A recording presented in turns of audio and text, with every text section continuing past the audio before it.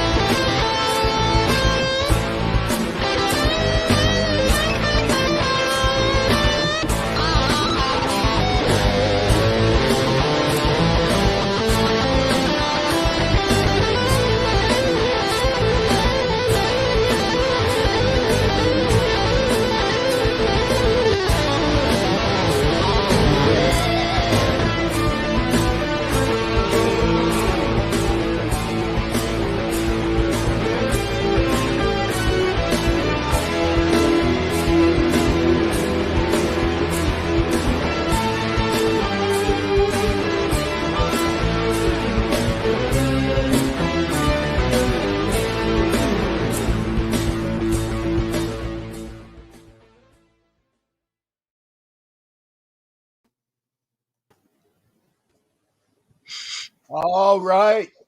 Hi, Heidi. Hi, Peggy.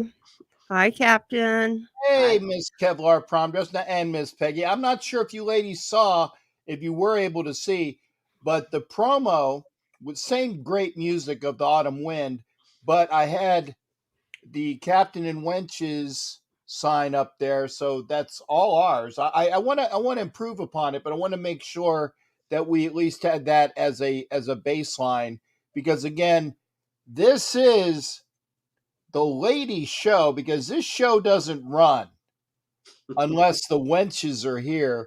Otherwise, it's an old dude who talks too much, and I don't like doing that. Well, you don't talk too much, Captain. It's just you give us the kickoff and we run with the ball.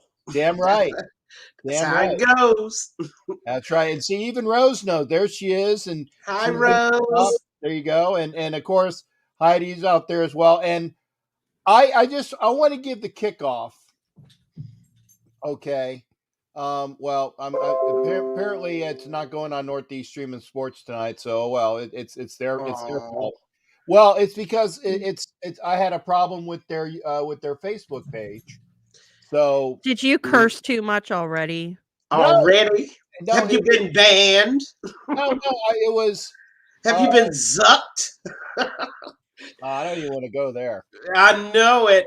It's a terrible thing, but we'll miss all of our Northeast crowd tonight. And Captain, I just wanted to kick it off. What a wonderful feeling everybody had just as they were sitting down for their Thanksgiving meal, watching the game. They could not believe what they were seeing for a little while. I mean, that was a whole new team out there. Yeah. Where were they for 3 weeks? You know my theory, Heidi. I know you gonna bring me back down to earth. but something happened with Greg Olson in those 4 days between the Cincinnati game and the Cowboy game. They snuck into his house at night and body snatched him. That was not Greg Olson on the sidelines. I mean, I can't say anything more. 3 whole games. Absolutely. Of nothing. I mean, and in 4 days, we see an entirely different offense. What did we see, Heidi? We saw trickery, misdirection. We saw Derek Carr actually looking like Boomer Esiason, as if he still had the ball, but the ball had already been handed off. Even the camera was fooled. I'm like, whoa, where did that come? We saw Derek Carr run for 22 yards with a whole bunch of field in front of them. He did not hesitate. And then we saw the deep passing game early. And the Cowboys got burned early. And they could never catch up. They did not catch up the entire game. Who was out there? What is it? Butch Cassidy and the Sundance Kid? Who were those guys? Yeah, can somebody tell me? Yeah, no, great. I love it. I love it when you can drop movie references, and who were those guys? That's right. I mean, Heidi, maybe you can shed some insight, because I'm going with the body snatch thing. I don't know. I stole your theory and put that on our podcast this morning. I said it had to be the body snatchers, Greg Olson and Derek Carr, because Derek Carr was reading his progressions and he was aggressive, and it was a completely different team. Now, someone else reminded me of another theory, because Captain and Heidi, I'm looking for theories of what happened in those 4 days. We're only talking about 4 days, okay? What happened? And someone passed me another theory about a visit from the Godfather. Limbs were going to be sawed off unless there was a definite change in their attitude and approach to the game. That's the only way you get guys to jump that high. Grown men to jump that fast and make that 180-degree turn. Help me out here. Personally, I think Mark Davis laid the gauntlet down. We're going to make you an offer you can't refuse. That's correct. I gave you the opening and you took it. Good, Captain. I was trying to get it in edgewise. I've been waiting 30 seconds to friggin' do it. Oh, you have to. I mean, that's the new theory, that, they had a meeting. A high-level meeting. But Heidi, you might be right about Mark Davis, that he wasn't going to put up with it anymore. Mm-hmm. But what was he to do? I mean, this was a team that basically had fell off a cliff. Now, I want to remind all of our friends out there, the Raiders aren't the only team that have fallen off a cliff in midseason. I mean, you look at the Rams, you look at Cleveland, you even look at Tampa Bay. Definitely a team like the Saints. I mean, you saw Seattle last night. I mean, it's shocking what's going on, how the balance, even for a while, the Bills, were skidding on some ice. What's going on this season? I mean, I'm clueless about this season, and what's going on in the NFL, but we aren't the only team that fell off the cliff. Yeah. For sure. We're definitely trying to get our identity together post Gruden. But what happened Thanksgiving Day was really, really nice to see. It was magical. Mm-hmm. It really was. It was magical. I mean, the Raiders traditionally don't do that great on the Thanksgiving Day game in Dallas. And I mean, I have to admit, I was surprised. I was pleasantly surprised. I was very happy. Now, that doesn't change anything. Whenever the game starts, as a Raiders fan, I always expect us to win. Right. I always have that feeling we're gonna pull this out. Even if in my head I'm saying, we're not gonna do it, I still can't I can't shake that feeling that we're going to win, and I always have that hope throughout the game, until the final snap. But for once, it seemed like the Raiders actually had that feeling too. And they were like, "We're not gonna take this anymore. We're not gonna be falling off this cliff, and we are going to, uh, we are gonna let the league know that we're back." Now, hopefully, it's not a fluke. Hopefully, it's something that sticks around. But it was very nice. It was magical to see. I was so happy. I mean, it made my Thanksgiving wonderful. And I want to just start by just talking about the difference in game preparation, which is something that I've been hawking on all year long. Captain, I mean, our readiness for our opponents. I mean, does anybody watch any film? I began to wonder that about the Raiders. I mean, is there somebody in the film room, or do they just go in there to eat popcorn and watch the latest stream from HBO Max? I don't know. What's your feeling on the game preparation, the last 3 games versus Thursday? Well, actually, I'm glad I got a chance to get a word in edgewise. So thanks for throwing me something. I am on record, and I think I said this the other night as well, and I have no problem saying it. I was on record the day of the game when I had an interview on Northeast Streaming Sports. There was the game was it the pregame?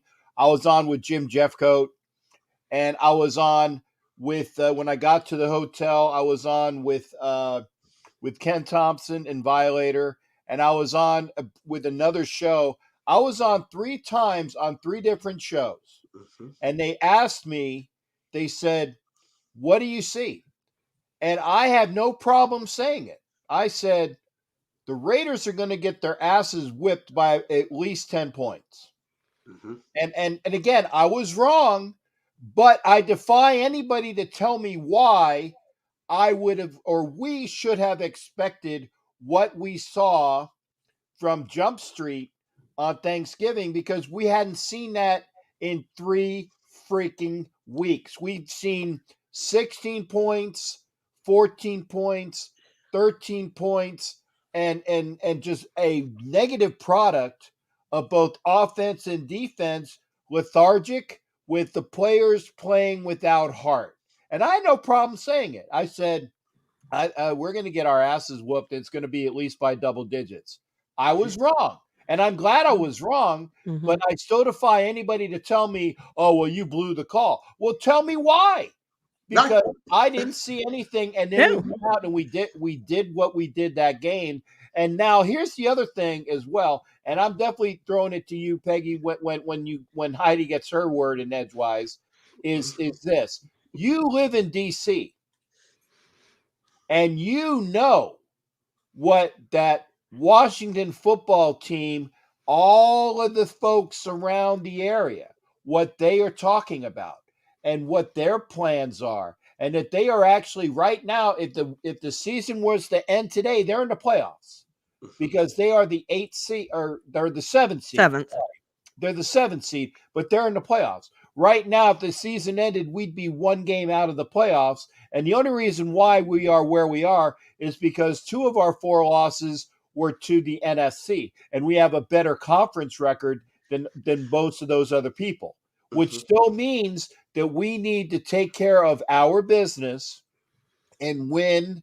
Pretty much we need to win out. Maybe drop 1, and I'm not saying we should drop 1, but maybe at most drop 1 game. And if we win the games that I think we can win, we will be a playoff team. But still, it all goes right down the turlet, as Archie Bunker would say in the 70s. You know, he doesn't call it a turlet; it's a turlet. It's going right down the turlet if we go out and play the Washington football team on Sunday and revert back to the way we played the 3 weeks prior to Thanksgiving. Well, Captain, I wanted to pick up on one of your things and go right to Heidi with this. I mean, you're saying that we can afford to drop one game. I think we have to win out. Heidi? I think that playoffs can still be within reach if we do drop one game or even possibly 2 games. It depends on which ones they are, but they would require help. And you don't ever want to be in a position where you have to rely on help. And if you have to rely on help, you don't deserve to be there. That's my philosophy on it. But we still have, the Raiders still have 3 division games coming up, Broncos, Chiefs, and Chargers again. And winning those are very important. But we could even drop one of those and still make it in as a wild card. I would prefer we just went one out and won the division. And see, the captain was talking about the Redskins. You know, I don't understand why. No. I did not say I mean, I almost started laughing because that is a team that's nothing but paper mache. Okay, you get your big lighter out and just light a match, and that team goes up in flames. They don't have a quarterback. They don't have enough offensive weapons. They lost one of the best linemen to injury. I want to say Montez, but it's actually the other end they had. That's a team that's holding it together because they just have not been challenged with the kind of schedule that we have. They're division opponents. I mean, who's scared of them? I mean, really, I don't want to mince words. Just like we were talking about the Giants last time we were on this show. We were talking about I remember saying we better watch out. We better watch out, and sure enough, so anything can trip us up. But the Redskins, I think they met a Seattle Seahawks team that's ready for a coaching change. Now, there comes a point in time where a coach loses a locker room, and I think that's what Seattle's going through right now. Yeah, Carroll's been there forever, and actually, what they said, what the shelf life of a coach in the NFL before a team just stops hearing him is about 4 years. Yeah, and Pete Carroll's been there at least 8, if not 9 years. Okay, yeah. And that's for true. And and I agree with you as well, Peggy. I think there's going to be a coaching change there in Seattle. I think also that there's going to be a quarterback change in Seattle.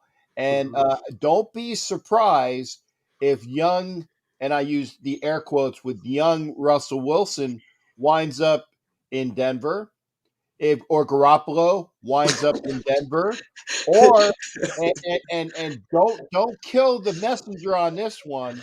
For all of those that are waiting to get rid of the current Raiders quarterback, if young Derek Carr winds up in Denver, because Denver's going to take a look around.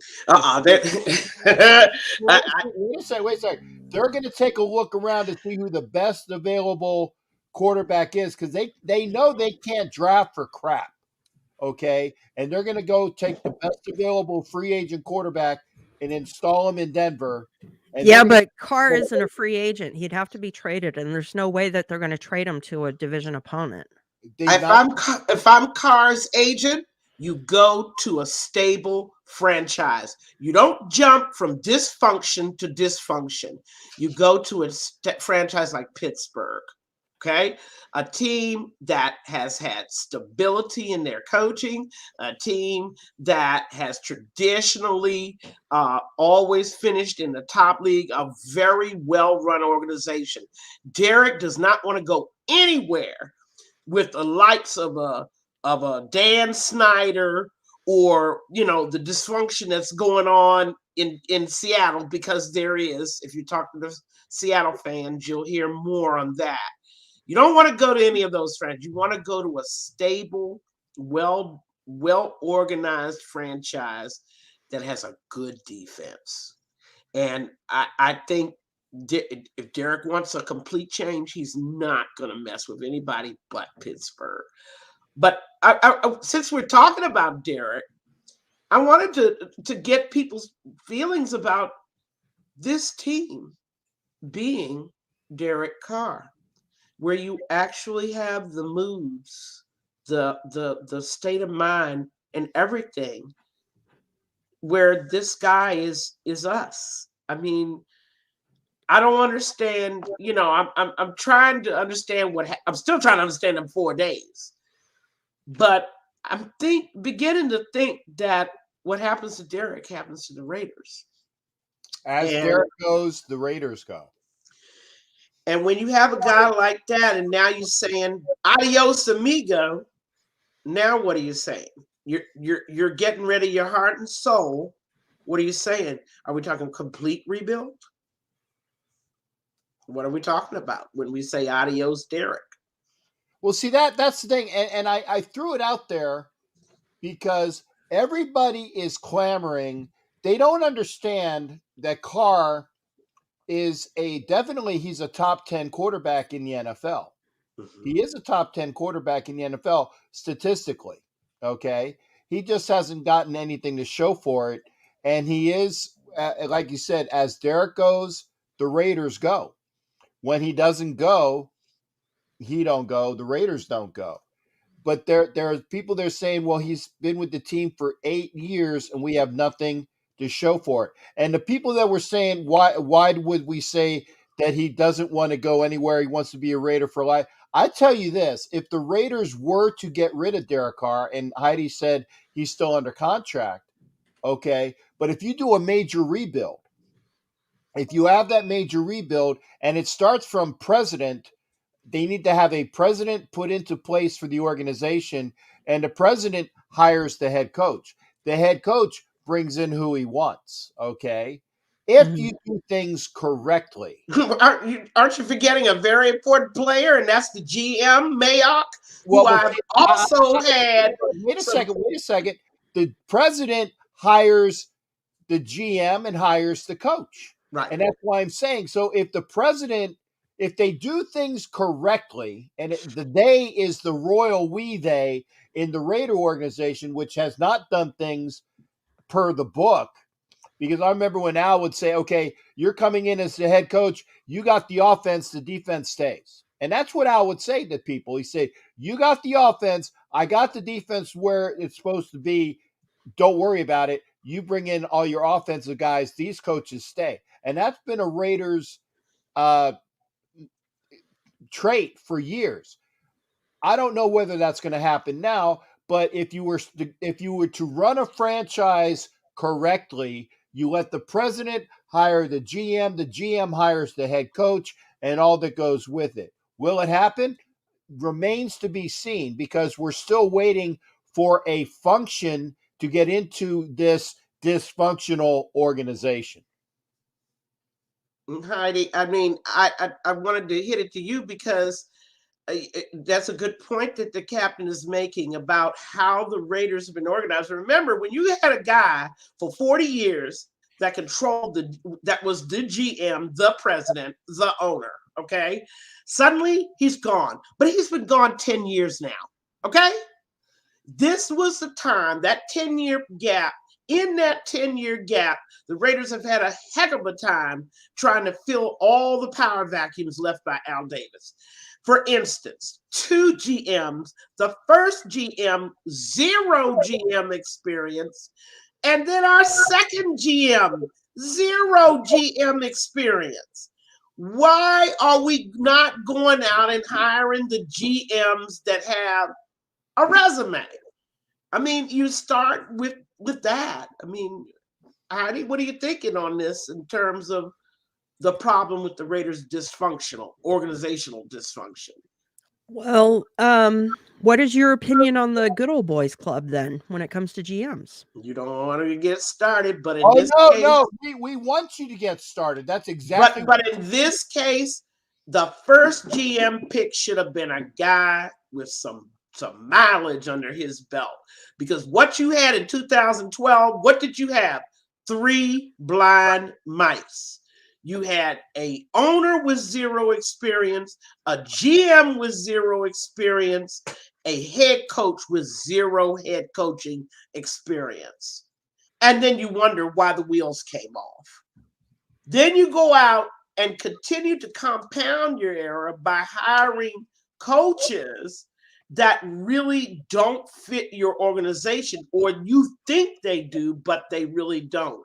Meanwhile, you're realizing that your first GM isn't working out. Then you go out and what do? You hire a second GM with 0 GM experience. I think that's what the Raiders' main problem is. And Heidi, remember I said in the interview in January that the GM's job is to make sure bad football decisions are not made. Okay. And you can't, if you don't have an experience, you don't even know it's a bad decision. And that's what our problem is, that dysfunction around Derek. What has he had? 5. This is his 5th offensive coordinator. Oh, encore from Olsen, right? Because Olsen was his coordinator in 2014. So it's actually his 4th, with one guy coming back twice. He's going to have, coming up next year, his 4th head coach in 8 years. Nice. Name a Hall of Famer that had that much change. Name a guy who won any championships on any level with that much turmoil going on in the organization. What do you say? But then how do you get around your belief that it should not be a member of the good old boys club? You can't have both at the same time. You want that experience. It's going to be someone that's at least part of the club a little bit.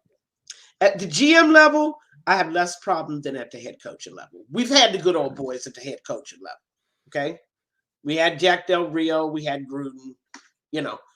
We've had good old boys at the coaching level. But at the GM level, you just got to have that organizational experience. I don't know what people have. And with respect to Mayock, all you people out there that want Mayock to walk the plank, think about Reggie McKenzie, only 1 draft pick, correct me, Heidi, left from 7 years of drafting.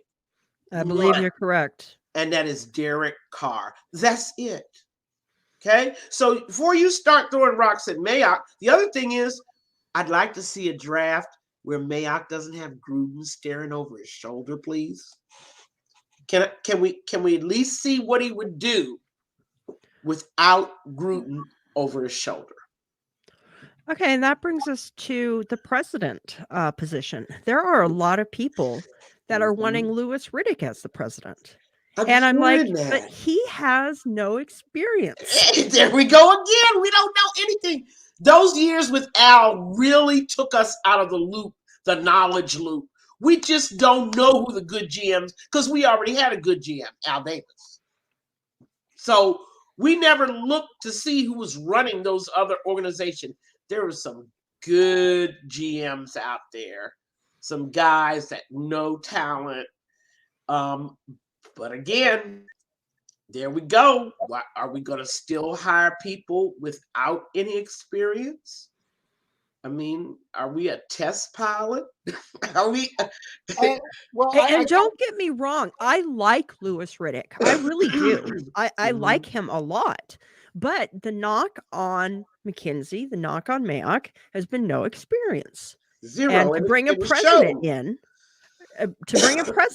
with no experience, not really any executive level experience that I know of in a team. Are you just shooting yourself in the foot again? And see, ultimately, Mark's got to fix all that, Captain. You know the deal. Mark is the owner. I mean, I'm sorry he didn't have the football experience his dad had. I'm sorry his dad excluded him from a lot of how that franchise was run. But it's been 10 years. He's had enough time to figure it out. He has had enough time to get with some football savvy people and make this organization run correctly from the top. Okay, well, I'm going to jump on that then, because you said something about one needs to get with some football savvy people. Mark Davis did it, at least he did that the first time, because he sat down with John Madden, he sat down with Ron Wolf, and he sat down with a third gentleman whose name escapes me, that all had football savvy knowledge, experience, and all of them to a man came out with Reggie McKenzie as your GM. So I just can't believe that. Okay, well, that's the story, though, right, Heidi? That's the story we're hearing. Ken Herrick. There you go. It was Ken Herrick. Okay, so I'm sure, but they had to know Mark needed to have an experienced football hand to hold his hand through the first couple of years of his ownership. And Mark should have been savvy enough to know, if I'm running a brand new franchise, I've never run a franchise before, I want a guy in who's run a franchise before. I'm not going to hire somebody that doesn't know anything about anything. That's just silly. Well, see, you also even said we need a GM with experience. And I hate to throw it to you there, Peggy, but who is available just off the top of your head that has experience as a GM that's out there without a job? The only one that comes to mind is Mike Holmgren. Yeah, we don't want that kind of good old. I'm just saying, if and I always say, and I'm not harping on you just to harp on you. I'm just saying. No, I understand. If you're gonna give me a solution, or if you're gonna say there's a problem, give me a solution. That's true. And I did do my homework on the GMs, but I did it for 2020. I didn't do it for today. So I'm going to update that, and I'm going to get back to you with that, because absolutely the confusion, the chaos has been going on around Derek, and you talking about now 9 years. I mean, the guy hasn't even reached double digits, and he's had 5 coordinators. A coordinator every other year. Yeah. Who can develop their game, their mentality, their psyche, their toughness, their heart, when you have that much change going on around you? And it's like changing teams every 2 years. Heidi is so right. She's so right, because how can you expect a guy to get comfortable, to get confidence, to settle in? That's what your problem with Derek Carr is. He's too emotionally into this. He's been allowed, because of these changes, and every time he's having to look at a game plan, new game planner, new way of doing things. Now Carr is emotionally involved, and the team is emotionally involved with him. That's what happens. I'm putting the team on the couch now. But that's what happens when you have that much instability. It's like a child. You keep running different parental figures in and out, in and out, in and out. After a while, that child becomes quite dependent and quite unstable mentally. It happens. And I think that's what you may be seeing with Derek. I mean, the fact that he let 3 games get away from him before he got his head together. 3 whole games. They went through an awful lot. They did. They really did. And I'm not using that as an excuse. No. But I mean, if my work site went through that, I mean, we would be running around like chickens with our heads cut off. Yeah. We really would. I mean, it was horrible. It really was. It was so tough. I mean, to right the ship. But on the other hand, Derek's been dealing with trauma since the day he walked in here. What happened? Hi, Angria. Hi. What happened, Angria, the first year that Derek Carr got here, 2004? Let's talk trauma, okay? That poor man went through A some young trauma. quarterback's head. What happened Well, the first year Derek Carr was here? Wait a second. I gotta get my sticky pad out because I know Angry's gonna start dropping F-bombs, so I need to hey, start writing when she is, so when I do the cut-ups, they're easier to find. Okay, Angry, I got it, babe. You go, hon. well, What happened to Derek? I was going to start with they left his coach in London, so that's kind of traumatic. That stinks. Eating fish and chips. Yeah, leaving for the fish is terrible. So Tea and crumpets. I'm going to turn on a little bit of a light. There we go. What else? Gosh, well, they were 0-10. The poor man had to be thrown in to essentially. So so that was fun. Let's see, what else did they have? They had a horrible defense. They had a terrible offense. I mean, you start out the worst possible way in the NFL. Greg Olsen was the offensive coordinator. Keep going. Yeah. I don't know. That was one of the seasons that I think we all forget. But it's huge. Now she's breaking Matt, up. Now. Are we getting the Martians on our line now, dancing on the? Angry. Oh goodness. Yeah, you got some really bad lag, and that's I do. That's not a personal comment. Okay, by the way. Okay, let me try to go off and go back on, and I'll be right back. Okay. But my point was that I really felt like Derek's been dealing with trauma ever since he arrived. I mean, the trauma of losing a head coach. Well, had that happen, first year he was here. What Angria just said, going 0-11 on a skid, a losing streak of losing streaks, and Captain. No, they weren't. No, they weren't 0-11. They were because I was at the game when Kansas it was the Thursday night game against the City. I was there, drenched like a rat. It was and we got rained on, but I left the stadium happy because we beat Kansas City in Oakland, and thank God for Justin Tuck grabbing the other dude that was it Khalil? It probably was Khalil or the other dude that was offside and called a timeout, or Alex Smith would have had a free down, and who knows what would have happened after that. So I was at that game. Well, I mean, but Heidi said it. I mean, that was pretty traumatic for a rookie quarterback who's getting thrown into the fire anyway, right?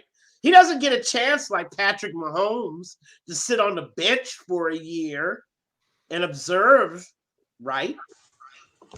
Ladies, I mean, one of the biggest things that quarterbacks get to benefit from is someone teaching them. And this day and age, quarterbacks, most of them don't have that, ability to sit behind a great quarterback or even a good quarterback like Alex Smith. Like you said, Patrick Mahomes got a chance to sit in that offense for a year before he had to actually step on the field and play like a big boy.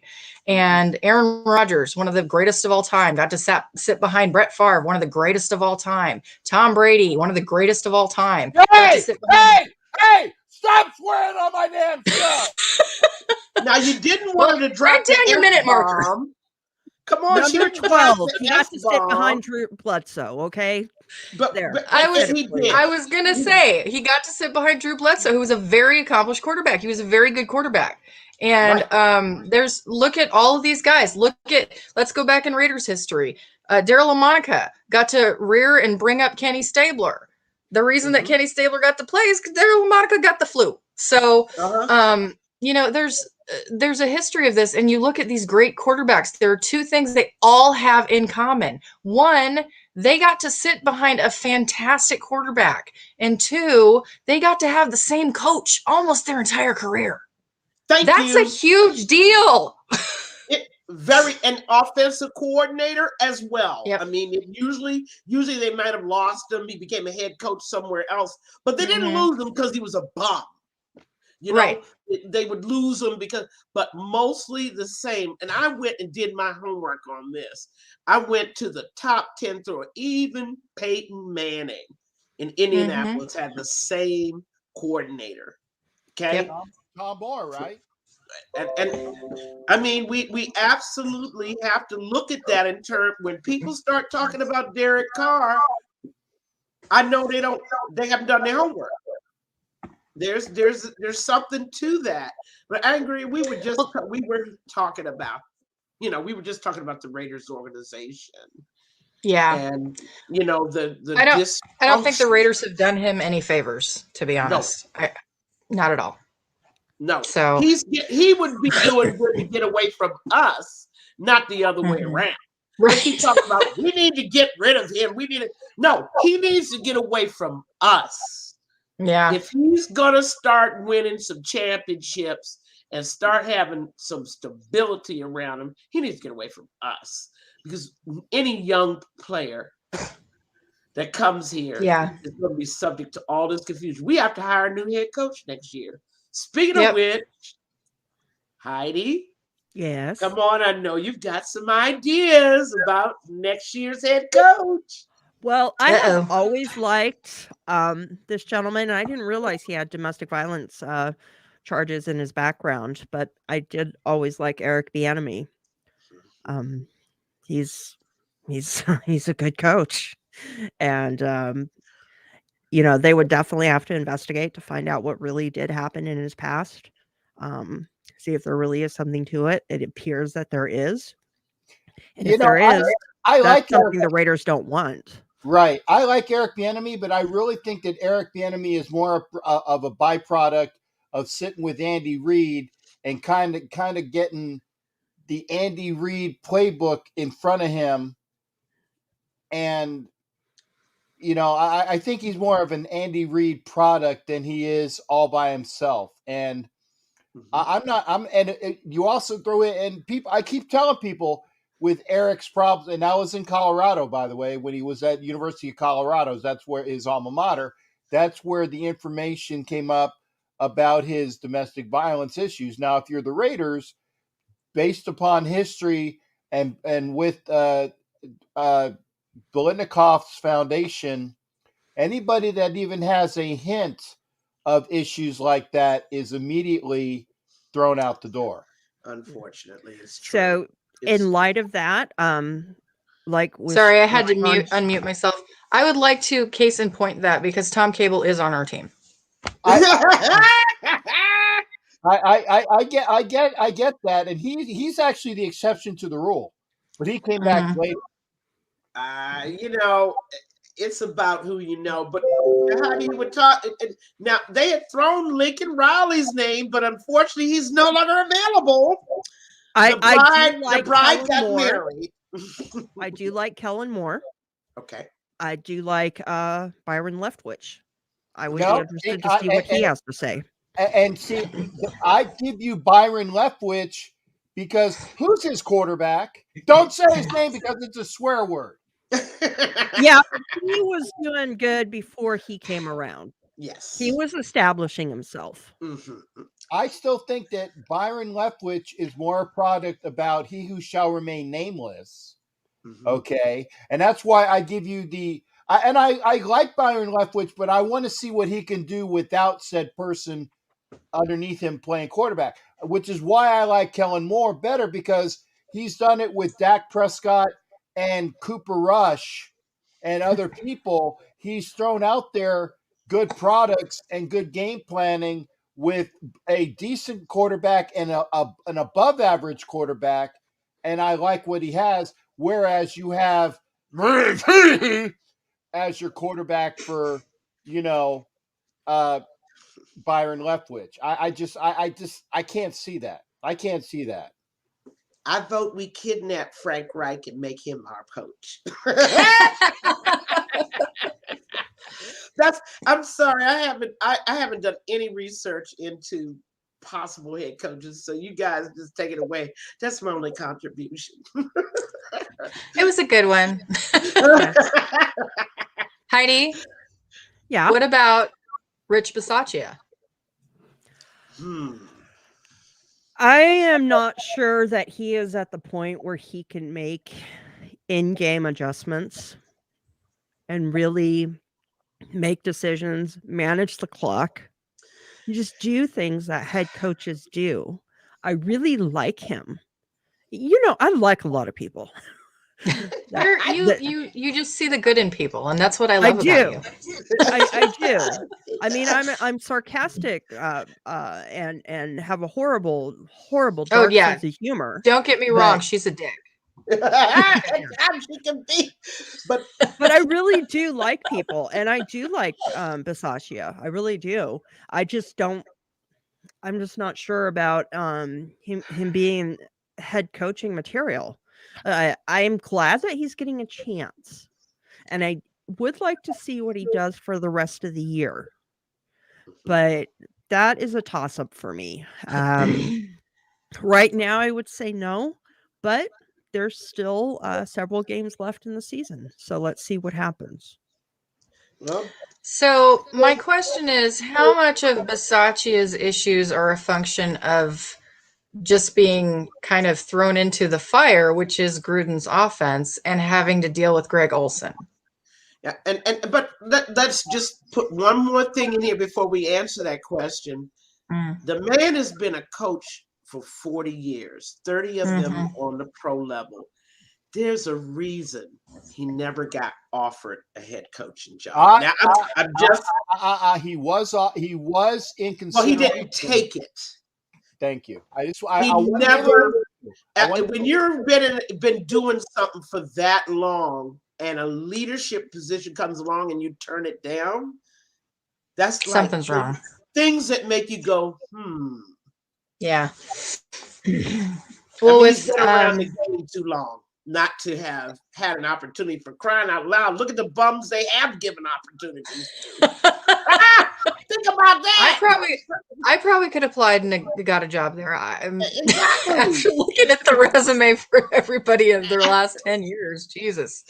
Does anybody got any other college? See, I don't know enough about college coaches. Captain Jack, can you help me at the college level? Because everybody's talking Lincoln Riley.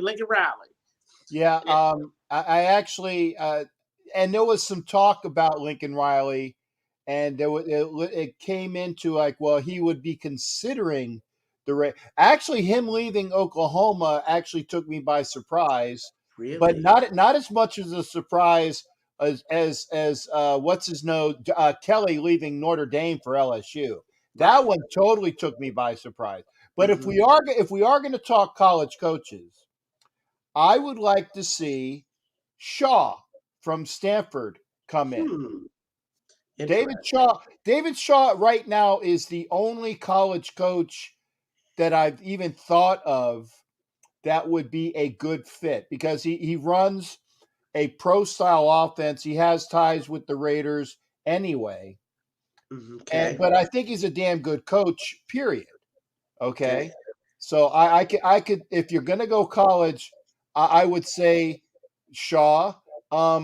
Franklin, who's the coach at Penn State, would be a decent hire, not a great hire, but he would be a decent hire. And I don't know if he's going to last. I think that he was out of Penn State if people are already, if he hasn't been canned already. But maybe Franklin from Penn State, and I know that Jimmy Farrell said that he sucks, but those are the only two guys that come to mind. And Bobby Stoops went back to Oklahoma, so he's out. So I don't know. Oh, okay. So yeah, Franklin just re-signed. Okay, thank you, Tassi. I haven't been keeping up on it. Yeah, so, thank you. Yeah, because they're giving us. I mean, Mark's got a serious decision, and this time he can't mess up. He's had 10 years to actually gain experience and knowledge, to get himself, a little clique of people around him that know the game, no personnel that have been around for a while. And if he hasn't done that, that's on him. He hasn't done that. That's dereliction of duty. He is an owner. He has to hire people. I know Angria started laughing, but I mean, it's serious dereliction. He has a duty to get that franchise organized underneath him and bring some football men in that know what they're doing, and preferably not the mediocre good old boys network crew. That's what I got to say. All right, I'm going to throw this out there, guys. I say we go with the Good Old Girls Network. You three handle it and bring me in. Dude, I was just going to say that, Jack. I was just going to say, what about we hire the first female head coach? Exactly. And the Raiders, no one would be surprised, right? Except, that's what we do. The Neanderthals might have a little problem with that because we haven't put on pads and actually seen action. Like half the NFL coaches. You know, most of the NFL coaches have totally played in the NFL, right? Right, yeah, you know. and they were all, you know, guys that just stayed 10 years, right? Mm-hmm. Yeah. I think that's going to be a question. Everybody's going to, Mark cannot mess this hire up. And he's got to figure out what he's going to do with Mayock. He absolutely has to do what he has to do with Mayock, because I just want Mayock to have a chance without Gruden second guessing all his picks. Without Gruden sending him in a wish list and saying, yeah, you can have this guy, but you can't have this guy. I want to see what Mayock would have done if Gruden wasn't here. And I have heard some stories. Captain Jack, you can help me out, or Heidi. Haven't you heard some stories about, well, Mayock wanted this guy, but Gruden made him pick this guy? Yeah. I've heard things here and there about, well, I'm sure Mayock wanted somebody else, but this was Gruden's guy. Well, okay, we can read between the lines there. Or Gruden didn't really want him, but Mayock said, and Gruden went along with it. But it was really I think Mayock gave him the first 2 rounds and then said, all right, I'm taking the rest of this. Yeah, that's what I was going to say, because you notice that most of the better picks have been from rounds 3 on. Lower rounds, yep. And the ones that the ones that we screwed up on overall, okay, Josh Jacobs was a first-round pick, but he's played well, but he's been injury prone. But that's unfortunate. But Josh Jacobs has been the only first-round pick of late that was a Gruden pick, because remember, Miller was a Reggie pick. Mm-hmm. Josh Jacobs was the only first-round pick of late that's been productive from us first or second round that I can even think of. Okay. Well, I got to throw a wrinkle in there, because since we've moved Alex Leatherwood into guard, I am pretty pleased about that. Yeah. I am really pleased about that. So I think in 2 years, we're going to see a left tackle and a right guard that are just holding down our entire offensive line. And it was so funny. I don't know whether you guys missed it on Thursday's game. Leatherwood was doing a play where Josh Jacobs, you know, has learned, of course, to bounce outside now, right? When there's nothing up the middle. Leatherwood was in front of them hunting down people to block. It was so cute to see. And I said to myself, oh, Heidi is she is so prescient to see this. She saw the future. I mean, Leatherwood was actually hunting down people to block. And he has been doing, he's been doing a great job. I didn't see that play. We're going to have to go back and rewatch that one, because I missed that. I did. It happened in the second quarter. I will have to say, I have to give Angria the credit on the moving to guard idea, because when he was first drafted, we were at the restaurant watching the draft, and of course I was like, who the heck is this guy? And I'm looking up and I'm seeing, you're right, Gene. And I'm apparently her dog doesn't agree. Yeah. Well, whatever. But I'm Whatever. saying, hey, this guy was a really successful guard. Right. And Angria's idea was, well, maybe he's not coming in to be tackle. Maybe they're bringing him in to be guard, or maybe they're going to give him a shot at being a tackle. But if that doesn't work out, that they are planning on moving him inside. Now, of course, the Raiders story and the Raiders side of everything was, well, we haven't had good guards, so we needed to put our best, first round draft pick back inside because we needed somebody that was good. No, But the that's thing is, he no, didn't do very good as a left that's tackle. damage And he was control. a baby left tackle. You can't blame him. He had never played that position before. But as far as moving him inside, that was actually originally Angria's idea. Well, Thanks, I'm gonna Heidi. give you both credit for We'll take it. for the rate and wait a minute, not 5 days later. That's exactly what it did. I said, thank you for not breaking this young man's spirit and being smart enough to move him in before he got absolutely crushed Yeah. by that can happen to a young player when you're playing him out of position. Anybody seen Cleveland? I mean, I saw you him see once this Cleveland? game. He had Did a great he- play. Didn't he get a flag?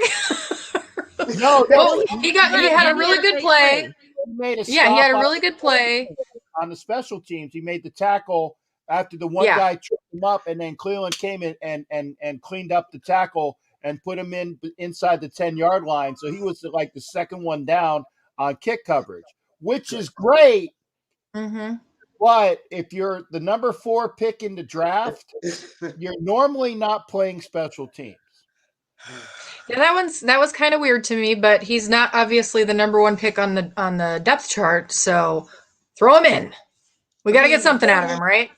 Anybody got a clue what happened with that relationship? Because it seemed personal to me. I don't know. I can't believe that Cleveland was that bad. I think it's developed into something personal, and I think Cleveland is just ready to get out. Yes. I think that he felt that he was not getting the support behind him, and he's just ready to start over with a clean slate somewhere and be able to, maybe he's not going to prove his worth as a number 4 overall pick, but he can prove his worth as a very good player, and he's looking for the opportunity to do that, and he's not getting it at the Raiders, and he knows that. Yeah. Can we just also throw out a little thing here and say, Raider Nation, you have to stop being such assholes to our players? Really? Seriously. This is what, year 3 for him? Give him a break. He's not exactly been through the best of times. So, yeah, he was a damn good player. Damn good. He was a first-round player. And not many people dispute that. Everyone just complains that he was number 4. Well, who cares what number he was? Mm-hmm. Tom Brady was 199. Who gives a damn? Stop swearing on my friggin' show! Sorry, Jack. I'm sorry. Sorry. And Big Daddy Wilkinson was a number 1 pick as a defensive tackle. Total bust. Yeah. So there you go. You can have anything can happen. This thing men have dreamed up about. Oh, he's drafted too high. What was Tom Brady drafted too high? Was Russ on my show? No. Was Russ? We better stop saying that. we will skirt around the Tampa Bay issue, but I'm saying what Cleveland leaves. Okay, at the end of it, it's a shame that the Raiders couldn't figure out a way. Oh, I agree. I agree. To integrate this guy into their defense. Lord knows they need as much help as they can on that D-line, which, by the way, was the only part of the team Thursday, if you guys will remember, that didn't really have a good performance. And in my article, I called it, they had their 2020 costumes on. One sack, okay? 437 yards, 23 first downs, and a whole rack of catches in front of people. touchdown after, and they even gave up a special teams touchdown, which special teams to me is defense anyway. I mean, are we looking at a team that once again is reverting back to their old form? What's Gus Bradley been doing? I mean, if you want to say, I mean, what are you saying? Injuries? Are we really talking injuries? Or are we talking average defensive coordinator who finally is realizing that the job is harder than he thought it was? And we're too late in the season to be blaming injuries for anything. We're just too late. Everybody's injured. We're at that point. You can't blame half of my team's injured anymore. Half of my team has COVID. I don't care. Every single team has the same problems right now. So exactly. No, I agree. I don't know what's going on, but that it didn't look like the same team, that the same defense that had been playing for the several weeks before that. I was really, really disappointed. Yeah, I mean, what is their story? I mean, the Cowboys basically gave them a break. CeeDee Lamb and Cooper. Thank God I'm not to see Cooper's scowling face. But don't say that name either. No. Stop swearing on the show! There it is. Of their leading receivers were out. That should have given the defense a break. Yeah. Mm-hmm. There's no excuse for that much going on. In the last 4 weeks, the Raiders defense has given up an average of 410 yards. Jesus. In offense. And their skid continues. And I hope that stops soon. Yeah. It absolutely is something. Now, guys, I'm over my 5 minutes, and I know this because my phone just blew up 3 times. And I really want to stay. I'm hoping that December I can get the second hour and we can actually start getting some folks on the phone. Yay! And get to talking to them. Ladies, it always is a pleasure. But I'll be seeing you soon.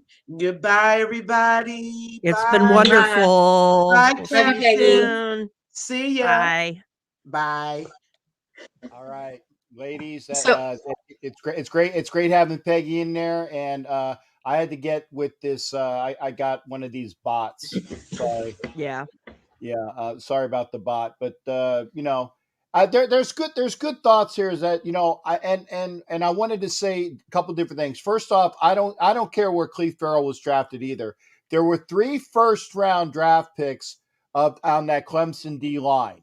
Okay, 3 of them, and the 4th one went in like round 2. So that entire defensive line that Clemson had was drafted high, and Cleve is a very good cog. People just overstate that he was drafted at 4, and I get it. And I still like what he has done for the team, and I would hate to see him go. I don't think he's going to go because he's got a $10 million cap hit for next year. So I think that he's going to stay because nobody really wants to pay him based upon what he's done so far at $10 million per. So he's going to be on the team next year. So there's that.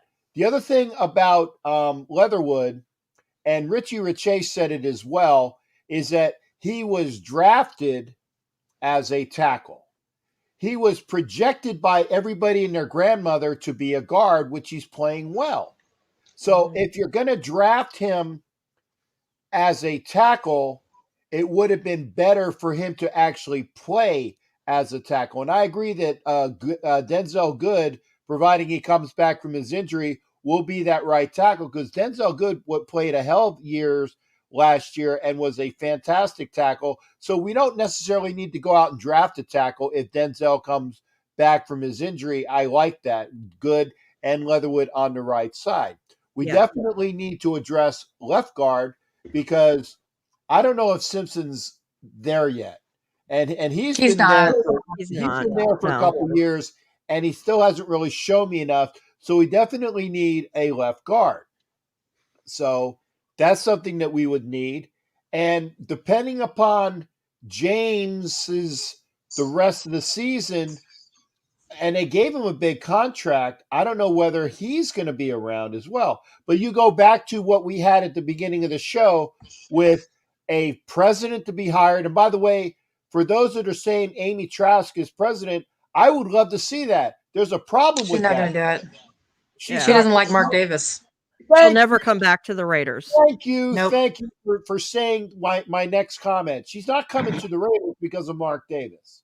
She will never come back to the organization because of Mark Davis. It's a pipe dream. You get rid of Mark Davis, though, then Maybe it's a she'll buy it. Maybe we could get her to buy it. right. But just push Mark Davis out. If we can get folks that come in, I'll give $5 and be a part owner. Okay, as long as I get my $5 worth of ownership. And Hey, it works for the Packers. Right. It works in Green Bay. Yeah. Yeah. No. So why Richie not? is not playing or is not coming back. So we can say goodbye to Richie Incognito. There will be a change at left guard. Okay. And like I said, it all comes back to from president to GM to coach to quarterback. Who's going to be on this team next year? We're all postulating, and we haven't made those big decisions yet because A, we don't know what we're doing this year yet. And it'll go right down the toilet if we don't win this Sunday. It'll be you'll have a big loud flush, and the Death Star will look like a toilet bowl because that will be the Raiders season going right down the toilet if you lose Sunday. Okay, just the way it is. And Unfortunately, yeah, he's right. Now the weird thing about that is that it would have been a third loss to an NFC team, which is probably not as bad as losing to an AFC team, but it'll just probably take all the wind out of the sails. Pun is intended here for the Raiders galleon out of that team.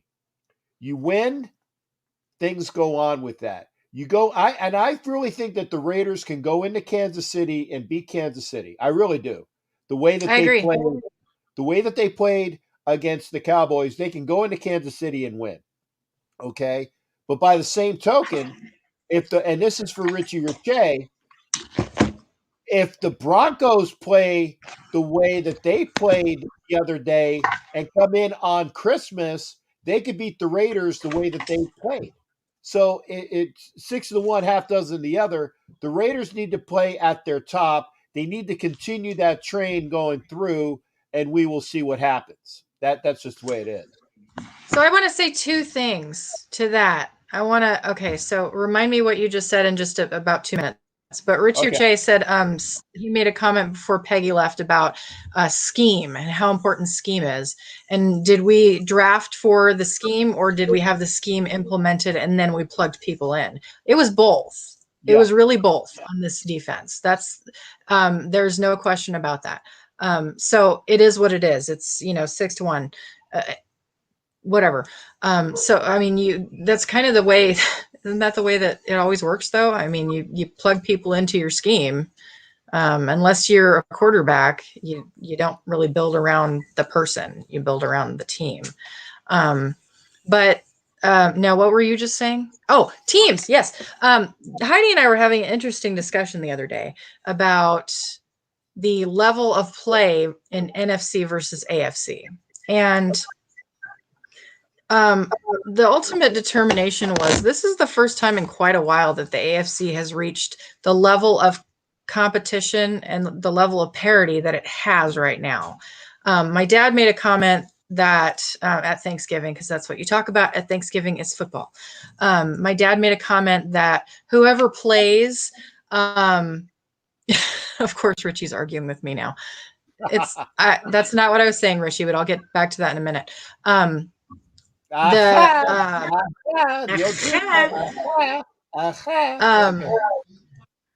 my dad made a comment about whoever goes to the Super Bowl, the NFC team's going to win because they're so much better. Well, I don't agree that they're so much better. I agree that their best is better than the AFC's best, but it's any given Sunday. Now, once you get out of that top level, their next level, it bottoms.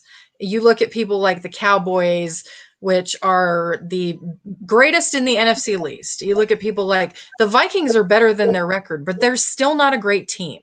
They're still not the team that is going to beat the Bills or whoever. We thought the AFC West or the NFC West was going to be such a bombshell division. Well, they're not looking like it anymore.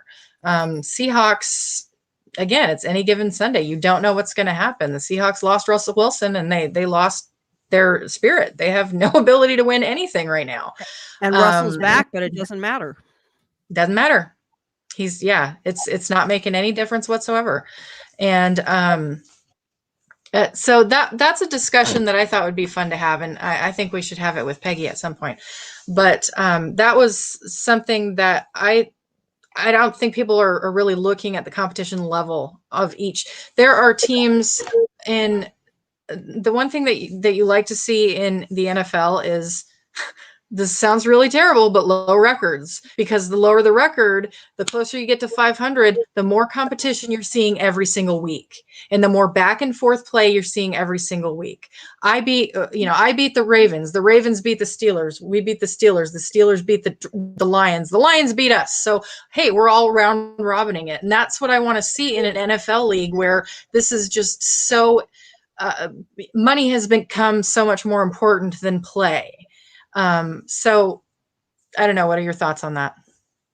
Agreed. And again, the NFC for the last several, and Jack, I'm going to get to your comment in a second as well. We'll get to that, Jack. I'll get to that too. Yeah. That's a big answer. We'll all address it because we know things.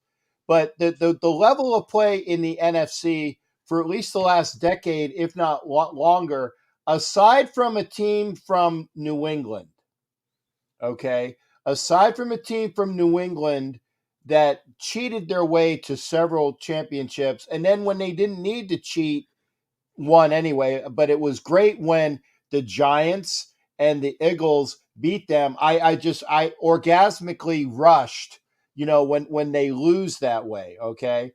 See the smile on my face. Yeah, for the most part, the NFC teams have, for the last decade, like I said, 15 years, the quality and caliber of teams in the NFC has been better than the AFC. And I know you ladies agree with that because it's true. Mm-hmm. It's true. But but this year I see that there's more fire, piss, and vinegar in a bunch of the AFC teams, to include the Raiders, to include the Bills, to include even the Bengals. There's a fire, there's a running game, there's a camaraderie and a team building in the AFC teams this year, where it's not necessarily going to be that they're going to get kicked by whoever wins in the NFC. It used to be, well, whoever wins the NFC championship game is going to win the Super Bowl. Not this year. It's not a given. Yeah, unless it was against TB. I won't say his name because I don't want to be bleeped again. But yeah, that's pretty much the end of it. I mean, if it was against him, then he's probably going to win. But otherwise, NFC teams are always going to be the ones. Okay. Now, did you want to take the Amy Trask question? Because I'll let you ladies start, and if there's something that you miss, I'll take it. Go ahead, Heidi. Go ahead. I'll take it. Now, Amy Trask is very beloved by Raiders fans. There is no doubt about that. However, there is a lot of bad blood between her and Mark Davis, and her and the rest of the Raiders. She will never return to the Raiders. And part of that bad blood comes from how Mark realized she was letting Al go too far when mentally he was compromised. And she, in Mark's opinion, and this is just, what I've heard, in Mark's opinion, she let Al be taken advantage of and took advantage of him. And Mark Davis, once Al was gone, saw that and got rid of her as quickly as he could, because he realized, I'm in charge now and I can clean up this stuff.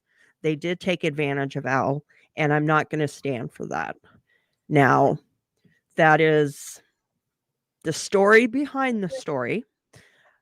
You're not going to be able to find that written anywhere, but that is a big part of it. Now, there's more to it, so I will let Jack and Angria add their thoughts. But to my understanding, that is the reason why Amy will never be back. Okay, Angria, you go next, and I'll clean up. I think another big part of it is on Mark Davis's side, that is what was the assumption, right? And on Amy Trask's side, the assumption was that that's hurt feelings right there. That's a big accusation to get to lob at somebody. And whether your intentions are good or not, whether you're coming from a place of I love my dad and you're taking advantage of him, or if you're not, regardless of that, that's a lot of hurt and anger to be placed on someone. Given the fact that Amy was with him for so long, it's hard to really see that she was taking advantage of him. But there's also the side of the coin where she thought he was doing the same to his dad. Mark's never been that's the most diplomatic way to put this. He's never been the apple of his father's eye. He never was. Yeah. So him taking over after Al died was probably the nail in the coffin for just about everybody who loved and worked with Al for a really long time. Yeah, and I'll take that and run with it as well. I think a lot of it is Amy Trask loves the Raiders of the Al Davis ilk, because Al Davis respected Amy Trask so much that he elevated her to the position that she had. Also, Amy was trying to work with all of the politicians in Oakland to know fruition, because they I don't even want to get into that thing, but they actually tried to do things, and she worked with she was working in the Raiders, she worked in the organization, and Al Davis trusted her. I think it was more of along the line that they were very symbiotic in what Al wanted and what Amy wanted. And when Al left and when Al died, and it comes to the point where Al Davis deliberately had Mark Davis not do anything in the organization because, drum roll please, all Mark wanted to do was put cocaine up his nose and hang out with hookers at Hooters and P.F. Chang's. And that is the truth. And I'll probably get fried for that, but that's the way it is. Mark Davis was a cokehead from L.A. that had nothing else going on. He has no football knowledge, and he does not love the organization like his dad did. And that's why Al Davis kind of pushed him aside. And really, unfortunately, when Al died, there was really no clear way of having this organization run effectively, because he didn't really think that far ahead. He probably thought that Amy would take it, but Mark Davis saw that relationship that he had, that Mr. Davis had with Amy, and got rid of her as quickly as possible. So that is true. Amy Trask will not come back to the Raiders as long as Mark Davis is involved with that team. That is true. You get rid of Mark Davis, and if somebody wants Amy to come back, I really think that she would come back, but it would be without Mark Davis. And that's that. Between all three of our thoughts, yeah, there might have been a little bit of she took advantage of that. I really don't see it as much as the fact is that they worked well together, and it was shattered when Al died. Okay, there might have been a portion where she let because out of respect for Mr. Davis, she kind of let him go a little bit too far. I can see that.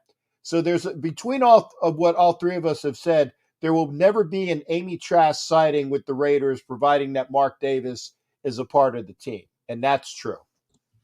And that's the story you will not hear in a book or in an article or anything.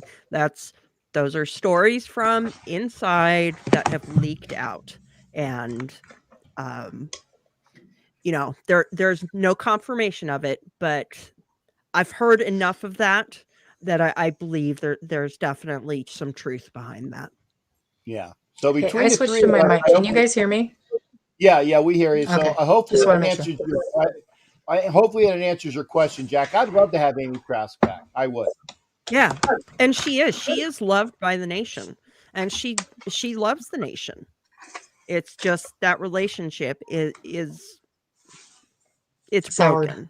Yeah. Yeah. And it will never come back. Can I And, just I would just like to have a little point of bragging here. One of my followers on Twitter a couple weeks ago made a comment. He tweeted, "I just want to know, does Amy Trask follow Angria Trask?" And I said, the answer is no. And I did a cool GIF because that's what I do is GIFs. And then she came on and she did the little eye thing, and then she followed me. congratulations. I'm so excited. I know I'm a nerd. Sorry. I geek out about stupid stuff. That's Hey, great. one year my Christmas present to me was Amy Trask saying "and hi" to me. That's awesome. was There's my nothing Christmas wrong with present that. to myself. She acknowledged me once. I think that did make my day. I still want her to sign her book for She's me. acknowledged me several times, which is really cool. She's like, I don't know if it's because we have the same last name. And I'm like, I have this last name because somebody gave it to me because of you, but that's okay. That's my Raiders name. But I bet you if you tweet at her or something, she'd say something back. Like you want her to sign your book. Find out where she's at. Yeah, she's in New York and she's busy, and I'm still working on that. And Jack, like I said, Mark Davis and his drug problems in LA is known. It's known. Yeah. That's one of the main reasons why Al had wanted to have nothing to do with his son, because all he wanted to do was to get coked up with the, and that's why Mark was kind of close with Marcus Allen and a couple of the other players like that. He had that nice relationship with the players, but all Mark Davis wanted to do was get coked up and hang out with the players. He really didn't want the responsibilities of being a team ownership person. And if they come back at me for slander, I'll plead the fifth on that. I have that on very good information from people that feed me things that are not lies. It's the truth. Well, if it's slander, it has to be untrue, and they have to be able to prove it's not true in a court of law. Yeah. So I know that on very good authority too. Go ahead. But so I hope we answered your questions there, Jack. And by the way, if you want to talk to the Wenches, get into the comments section and because I know Angria was talking about Richie Riche. I'm not sure if he's still here, but yeah, Angria and Richie Riche will go back. We'll go at it in a good way. Hey, it's fun. I really like debating with him. He's a very smart man. He puts perspectives. We both have different ends of it. Yeah, I have him on the show all the time. If you want to talk with the ladies, and I can't wait until Peggy can come in full time. So, like I said, hit up in the comments section. Oh, Richie Riche is there. Good to go. If you want to come, what do you want Richie to pop in there, ladies, or? Yeah, it's up to him. Okay, I'm putting up the link. Okay, I'm putting up the link on all of the counts. Richie, you are cordially invited. Anybody else that wants to come in, I'll hit it up in the comments section, like I said, and the ladies will decide whether you're coming in. The invite right now is for Richie Riche, so he can come in at any time. And again, we appreciate you doing that. This is the Captain and Wenches show. This is the ladies showing you their knowledge and why this is a very popular show, and that why we want more ladies to come on for sure. Yeah, and if Ana Diaz is still there, I know that she asked for permission to come aboard. Yeah, well, I would love for her to come on later. Yeah, Anna was on the show the other night, and it was good to see her. And one thing that I'll let you ladies do, and by the way, Richie, I'll bring you on in like just a couple seconds, is like Peggy was doing. The assignment is possible GMs, possible presidents, and possible head coaches. Okay, sight unseen. Doesn't really need about the rest of the season, notwithstanding.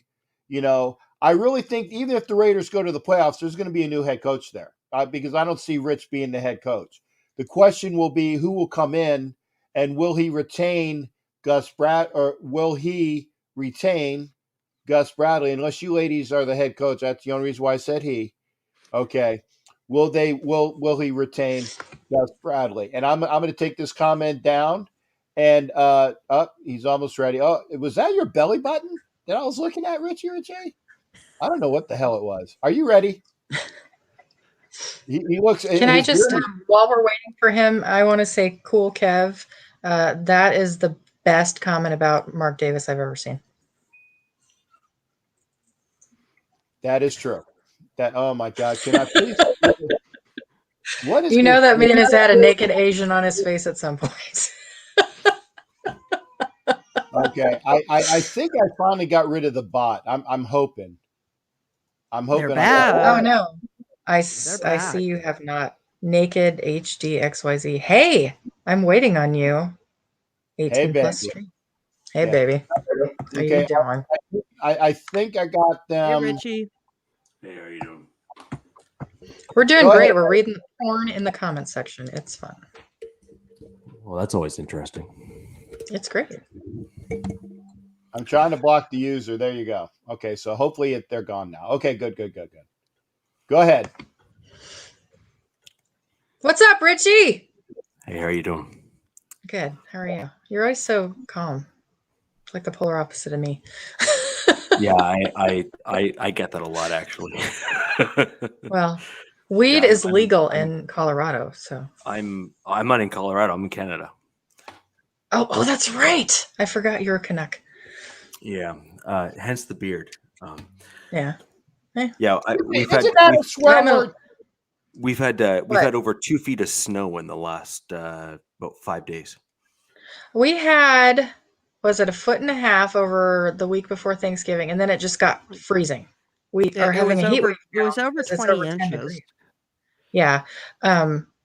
It's snowing now. We hit 0. And then 0, and we bottomed out. And then Thanksgiving we had 17 degrees or something, and then it went back. Now we're comfortably in the teens. So yeah, anything in I guess 30, anything above 30 degrees Fahrenheit is shorts weather for me. Yeah, sounds likewise. Right. Yeah. We were thinking about breaking out the bikinis the other day. It was almost 20. The life in the North. And no, Jack, that is not a swear word. Only if he thinks it's a curse. Yeah, Rich, I was gonna say she called you a Canuck, and that's the only reason why I said that. And exactly. Okay. I don't know anything. Go ahead. So, how are things going with you guys? Good. Going good. I got my COVID out of the way for the year. Yeah. So did I. Happy as a clam. You were talking about drafting for scheme, though. Yes, I was. And Angria was saying that both had been done. They installed this scheme for the players, and they drafted the scheme. And like you were saying, that's not the way it works. Yeah, right. You can't do both. But we did both. You can't do both. So we got a brand new defensive coordinator this year, Gus Bradley. So he had to come in and install his defense. And his scheme is wildly different than any of the other polished turds we've had over the last 15 years. And what we had was what he worked with. And then if you notice, our defensive rookies, well, there's one that we play regularly. They drafted what we needed, which was a safety. Nate Hobbs. We played you. Hobbs Who's and the other Morrig. No, Merrick plays regularly. He was drafted. Hobbs. Oh, that's right. Okay. Hobbs was a free agent pickup who's a rookie that's probably the best nickel corner in the NFL. Okay. See, I didn't even watch the draft this year. I watched like the first round and that was it. So, I'm usually on this stuff, Jack, but it's been a weird year. But anyway, so yeah, we drafted Merrig. I guess it is Merrig, isn't it? He was drafted. Hobbs was drafted. Hey, so technically I was right. We only play our one drafted rookie. Okay, I forgot. Hobbs was like a 4th round pick out of Indiana or Illinois, one of those schools over there, if I'm not mistaken. Yeah, I can't remember. I don't know. I'm gonna take your word for it. Anyways, so that's what we've done. So technically, it is what we did. We plugged holes. He put his defense in play. He's got the players he's got, and his big thing this year was free agency. He had to go out and kill free agency, and he did a great job at that. But ultimately, it was brand new. So it's not like we could, walk in with somebody, whoever that craphead was from last year, and we didn't draft well with him either. I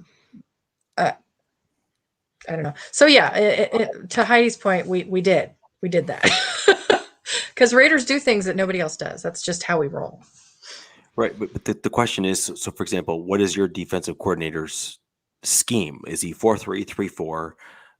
What style linebackers is he looking for? Is he looking for the more traditional style middle linebackers where you end up with the center linebacker and then the 2 outside linebackers? Like, what is your scheme?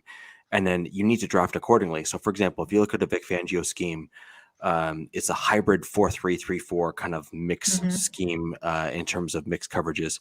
And I mean, not to toot the Broncos' horn, so to speak, but there's about 3 or 4 other teams that have since copied Vic Fangio's scheme just because of the success that they've seen with the red zone defense in particular. I mean, from a defensive scheme perspective, it's rather remarkable how successful his scheme has been thus far in the NFL, and in keeping even some of the more powerful offenses at bay. So when you look at even the Rams, for example, which is a 4-3 as opposed to a 3-4, whereas Fangio typically runs a 3-4, but it's more of that hybrid style. You're looking for a specific style of players. You're looking for mobile linebackers. So guys like Danny Trevathan, which we used to have on the Broncos, who then moved to Chicago. There's a reason why Fangio targeted him in free agency.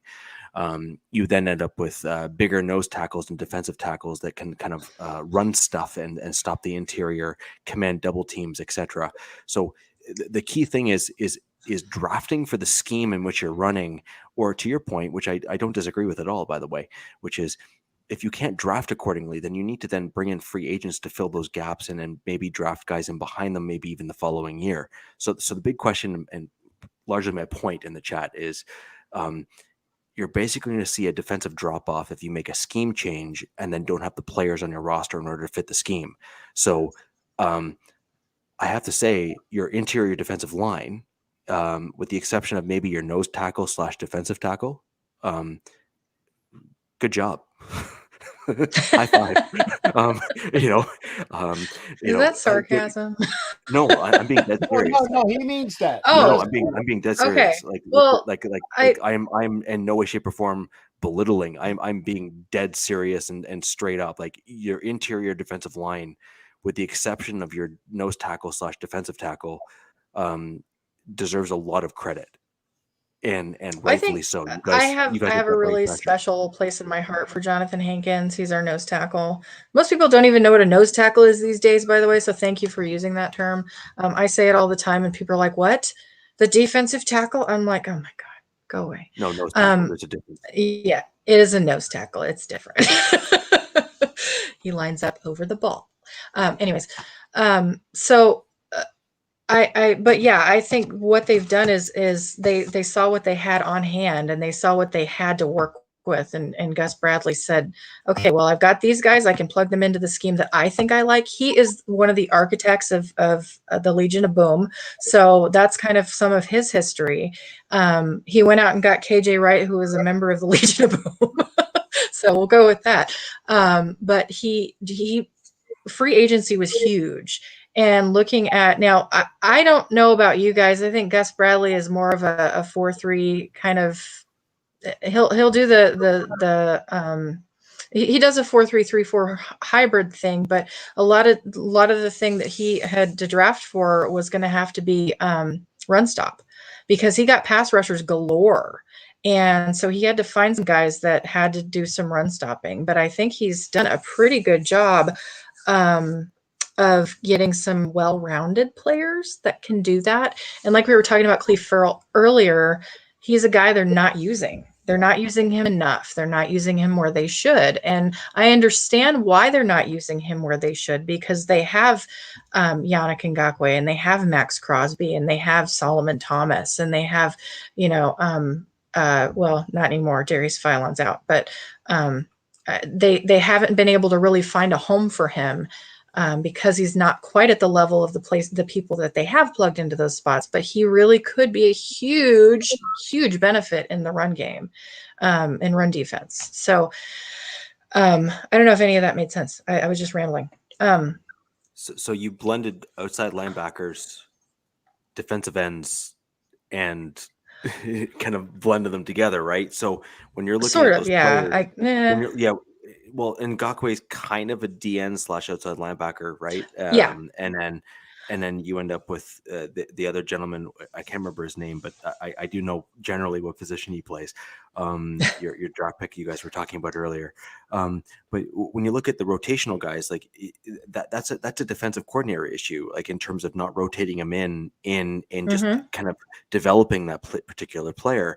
Now, there's also potential that player just simply doesn't fit the style of play that your defensive coordinator wants to play, and that kind of falls upon. Well, for the Raiders, effectively, that falls upon John Gruden. So John Gruden was the 51 percentile in terms of who you drafted and where you drafted, and ultimately the question that becomes, was that a Mayock pick or was that a Gruden pick? And if that was a Gruden pick, then I would argue that was a poor pick for your team, because when you pick a guy that high, you want him to fit in what your eventual long-term goal is at the defensive scheme and kind of what you're going for. And I'm not even just solely picking on the Raiders, actually. That's across the board. If I look at the Denver Broncos, and I'm happy to slam my own team equally in this. If I look at our team, you look at a guy like Draymond Jones, for example, who's better suited for a 4-3 defense rather than a 3-4. Fangio runs a 3-4. Draymond Jones simply does not fit particularly well into a Fangio defense at all. Actually, he is getting bullied often on the defensive line of the defensive for the Denver Broncos. And frankly, we could have done better with other picks, in my opinion, at that position. Someone who is maybe more commanding of double teams, someone who is more aggressive on the interior of the defensive line for a 3-4 defense, like a Vic Fangio typically likes to run. So trust me when I say I'm an equal opportunist when it comes to this stuff. I don't necessarily only and solely pick on my divisional opponents. But when you look back at the Denver Broncos, when we had, say, Malik Reed and Derek Wolfe on our defensive line together on the same line, those guys were monsters together. Yeah, They truly were. Like they were vicious. I was afraid of that wolf. Yeah. They were absolutely vicious. And Malik Jackson was very much underrated overall in terms of his ability to get into the at the quarterback and through the interior of the offensive line of opponents. And I know the Raiders didn't have a whole ton of fun with him because he was that good. But to that point, that's what's so important about drafting for the scheme in which you intend to run. And what you typically would want to do in free agency is you want to bring in the veteran leadership that can then help build up a guy in behind them and who is willing to build up a guy behind them. And then you can start rotating those people through your team so that you end up with early round draft picks fitting into key cogs in your team. And again, I'm not without fault in the Denver Broncos here because we've made equally, if not more so, mistakes than the Raiders have in this respect. For example, Leatherwood, a tackle is a premium position in the NFL and a premium draft pick in the NFL. And when you draft someone in a premium pick who is slated and meant for the offensive tackle position, you better well hit on that pick. Garrett Bowles has had major struggles in the NFL level with regards to holding penalties, amongst other things. And I think we probably should not have re-signed him to a long-term contract because I think we could have reallocated that money elsewhere. Leatherwood, again, bumping inside to guard. Good for him that he's working out, but you still drafted him so high in the NFL draft that you could get a reasonably good guard to fill in that position in rounds 2 and 3, where you could have then drafted someone else in that top level position in the last draft, perhaps even a better offensive tackle, as an example, in that draft, who could have better filled that position instead. Actually, Go ahead, Jack. Yes, please. Leatherwood was the top ranked run blocking offensive lineman per a bunch of people. Okay. Which is what Cable wanted, which is what Gruden wanted as far as to bring the running game out there. So he was like, I want the best run blocker available. And it just so happened that maybe he fizzled at right tackle, but he was still the best run blocker of all the guard tackles that were in the draft that was ranked that high.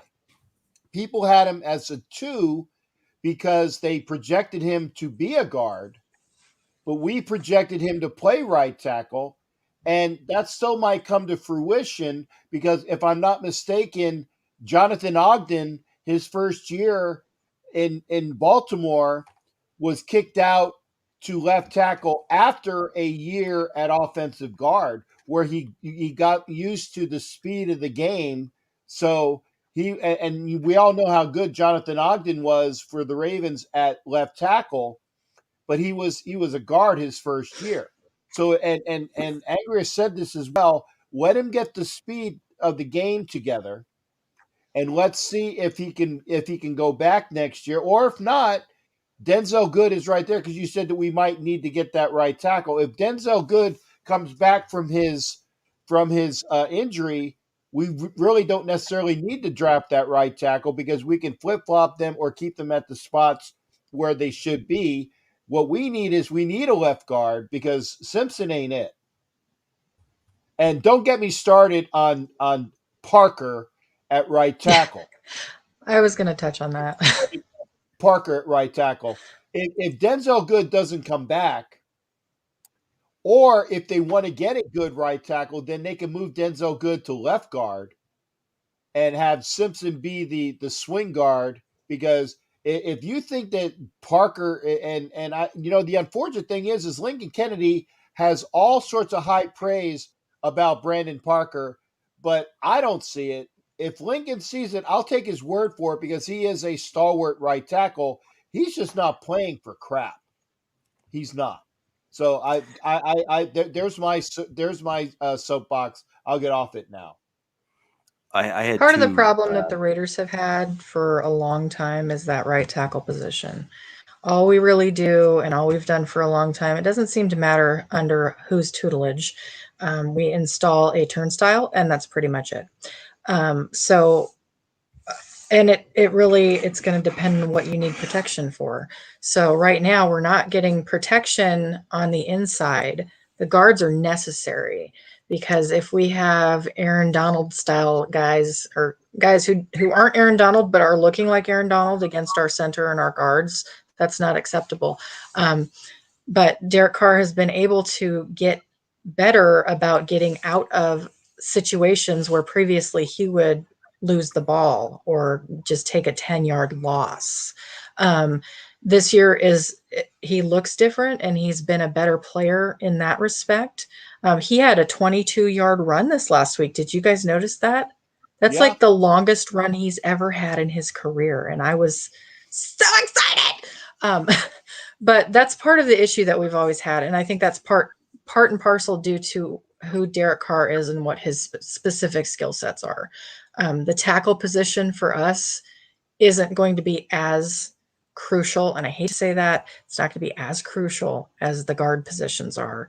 And we have left tackle cemented, so we don't have to worry about that. So really his biggest issue is I have to figure out only one place that I really, really need to make sure that I'm watching.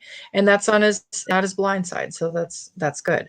Having Leatherwood in at guard makes that better. And it also gives us the opportunity to get Josh Jacobs further down the line. He's not where he should be right now. Hate me all you want, that's fine, but he's not. He was never a workhorse running back. He has been plugged in here to be the 100% go-to guy, which we haven't done him any favors on. We haven't given him the great blocking, other than having a fantastic fullback. And we had a great fullback, but right now that's not a possibility. So we need lead blockers. We need somebody for him to follow. And his improvement has to come from being able to evade tackles. Right now, it's kind of like he's singularly focused on running up the gut. He doesn't do any running around, around the line. And he's not a great backfield receiver either. So I think all of those things, he's not. He's maybe our third best. Okay, no, but what I'm saying is that you say he's not a great receiver, actually, and I wanted to clarify that at Alabama, he was a very good outlet receiver, as was Kenyon Drake, and they both played at Alabama. And the fact is we're not utilizing him in that role, and it's kind of hard to go from 0 to 60 on that outlet consistently if you're not utilizing him in that role. So, I mean, yeah, you put Kenyon Drake in that pass last week where Jacobs dropped it. He would have had either a touchdown or he would have been deep inside the 20 had he caught the ball. Agreed. So, but I mean, and I was like, okay, yeah, if Kenyon Drake's in there, but see, that's the thing. When Kenyon Drake is in there, the defense automatically cues, well, it's more of a pass option because Kenyon Drake is in there. It's an RPO, yeah. Well, the problem I think we're having this year as well is that we're not playing double backs. There's really no reason for that. There is no reason we can't put in Drake and Jacobs and have just this monster. Those two together would be awesome. And then next year throw in Alec Ingold, and I would be scared if I was a run defense at that moment, because there are a lot of options. If Jacobs gets the opportunity to do some receiving, then sure, maybe he'll get better at it. But right now he is not where he should be, period. I will disagree with you on that. I'm dying on that hill, Jack. But between the two of them, there's an opportunity that we are absolutely missing. Yeah, Drake is the better receiver of the two. I will give you that. Yeah. But to say that that Jacobs is not adept at it is where I drew the line. He is adept at it. He's just not being used or utilized enough for that. So, right, so well, Jack, on the right tackle, on the right tackle position, my top right tackle outside of, actually my top right tackle period was Telvin Jenkins, who was drafted by the Bears in round 2. I wanted the Broncos to target him. My number 2 right tackle in the 2021 draft, or 2021 draft, whatever you want to call it, was Hilmerman, who I really liked, who the Broncos ended up getting actually as an undrafted free agent at the right tackle position. He is a mountain of a man. He is just enormous. He's bigger than you? Oh, he's huge. He's just absolutely just enormous. And I'm only 6'2" and like 245, so I'm not that big compared to guys like that. We like our tackles to be 6'8". That's what we like. Yeah, but Really, from an offensive tackle perspective, your most important piece is the arm length, because you need to be able to keep the speed guys at bay and push them back off the ball. And then for the right tackle position in particular, because the right tackle is a spot where most teams like to run the ball from, as opposed to left tackle, which you're looking for blindside and you're wanting the speed for the outside linebacker traditionally, although this is kind of changing a little bit in the more modern NFL with the two outside linebackers. Like, a lot of teams are getting kind of two pass rushers from both sides, whereas traditionally you've only had the one. Right tackle is a bit of or tackles just in general are actually getting a little bit more unique in the fact that they have to both be speed and sound in the anchoring of their blocks, which is something that Brandon Parker is not good at. So he's great. Right. He can't do either one of them equally as well.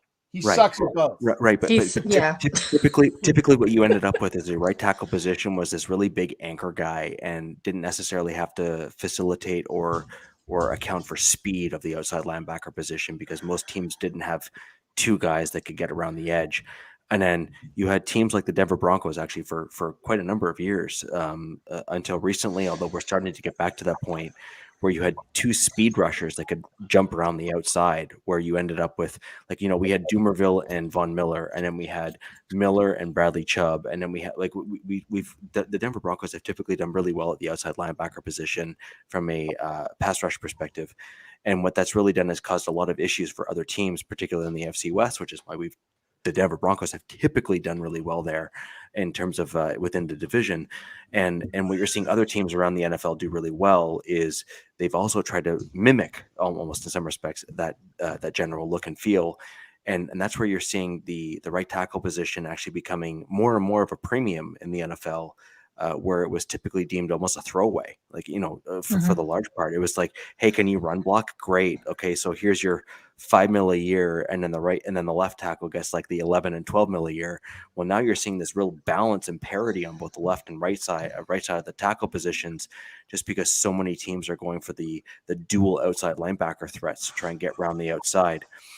Although the funny thing is, the real teams, like the real good teams, like the real good teams, are the ones that actually are moving now in the NFL level to get the interior pressure, not the outside linebacker pressure as much. And you saw that model play out in the Super Bowl, and that's why Tampa Bay did so well. Part of that is what was I going to say? You know what? I totally lost my thought process. What? Moving on. Heidi, your thoughts? You've been awfully quiet over there. That's okay. My dog's been making noise, and so have the cats. Oh, okay.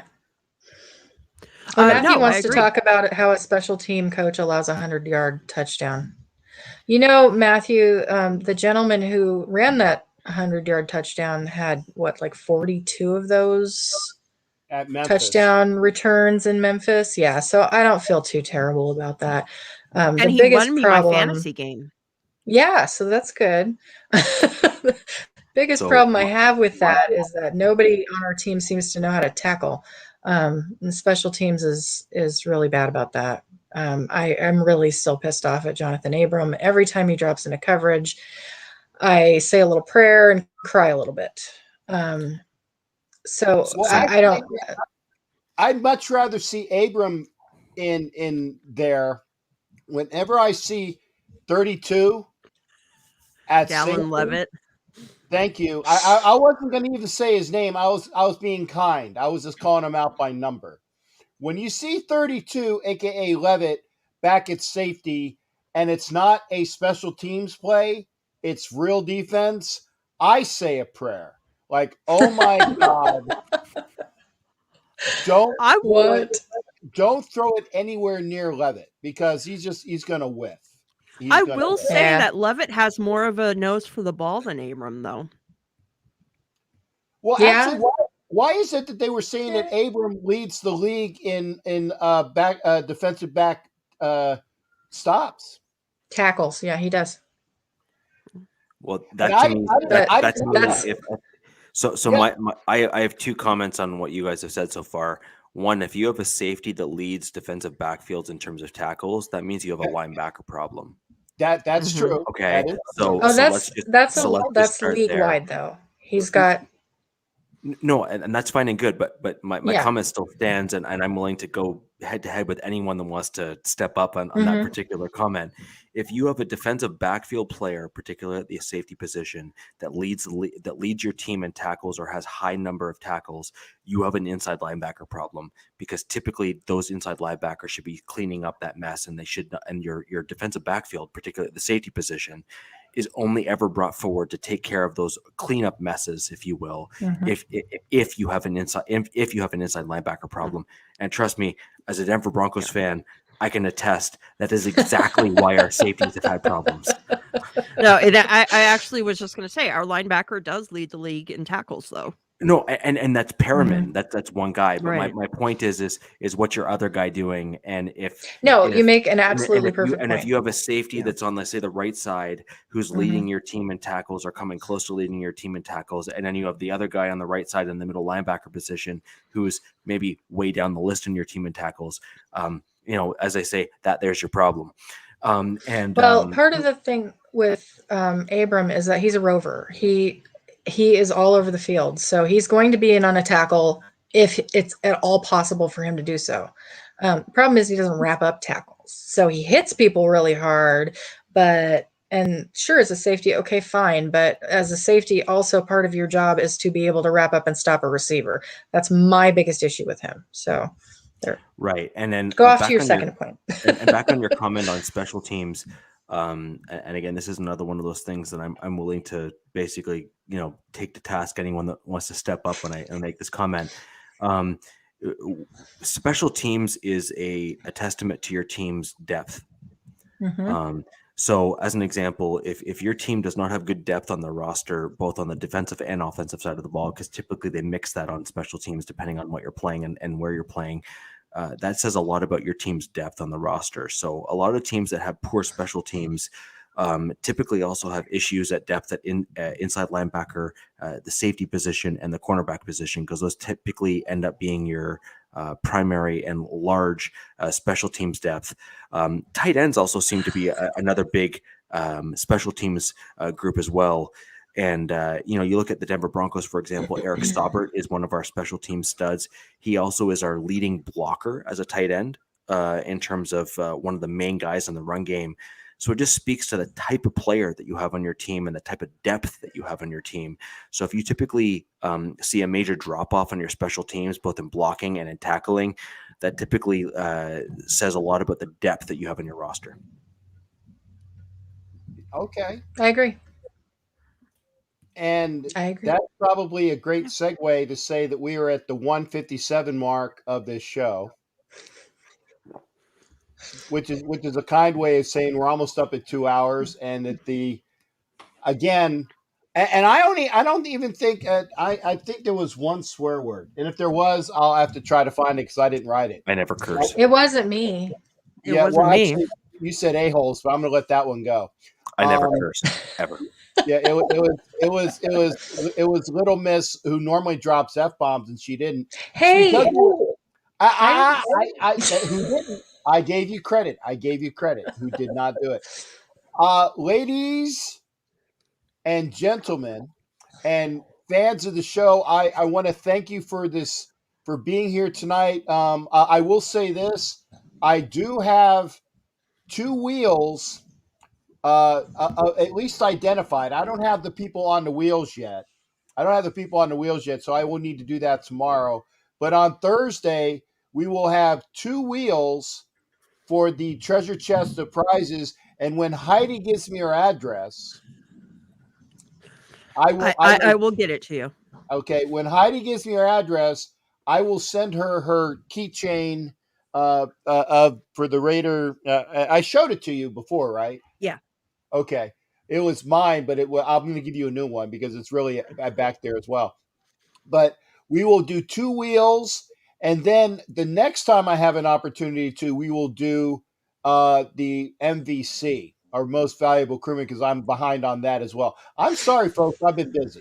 Okay, and because the way that Southwest Airlines and American Airlines screwed me out of 32 hours of vacation time, Now I'm right at 0 each time I take a day, and that's why I've had to come in early and actually go to work on Friday and things like that, and I can't make it up on weekends. I don't want to go into it.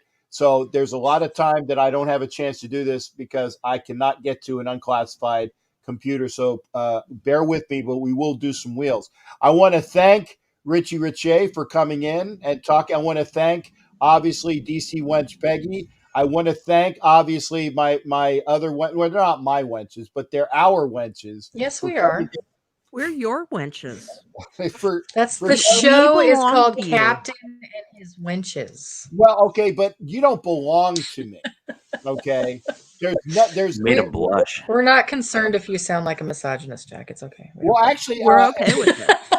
it was funny because who was saying it was like oh I was talking with Dee Dee and Patty McGee, the way that I was saying about how I had to block for you, and if anybody wanted to come in and talk to you, say, there you go, you sound like a damn pimp for them again. I said, I don't mean it to sound like that. That But was yeah, our choice.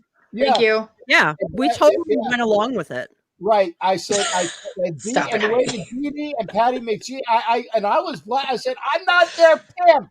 If anything, they're mine, or they're the pimp babes for me because they run the thing and say, well, not the way you were talking about it, Cab. I said, whatever. But again, this show is as good as it is because of Peggy and Angria and Heidi, and I appreciate that, and we appreciate y'all being here.